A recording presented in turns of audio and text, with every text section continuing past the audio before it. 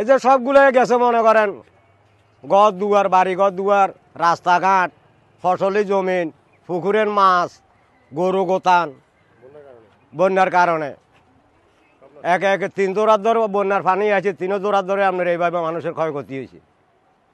নদী ভাঙার কারণে ইগতে দীর্ঘদিন এখানে স্থানীয় লোক বিভিন্নভাবে ইগতে ক্ষয়ক্ষতির আশঙ্কা থাকে সবসময় এবং ক্ষয়ক্ষতি হচ্ছে, অনেকভাবে ক্ষতিগ্রস্ত হচ্ছে।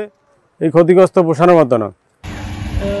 আমরা গাড়ি টাড়ি চালাইতে আসলে বন্যার কারণে আমরা গাড়ি টাড়ি চালাইতে অনেক অসুবিধা হইতেছে। যাত্রী টাত্রী নিয়ে আসার অনেক সমস্যা, রাস্তাঘাট সব ভেঙে গেছে আপনার বন্যার কারণে।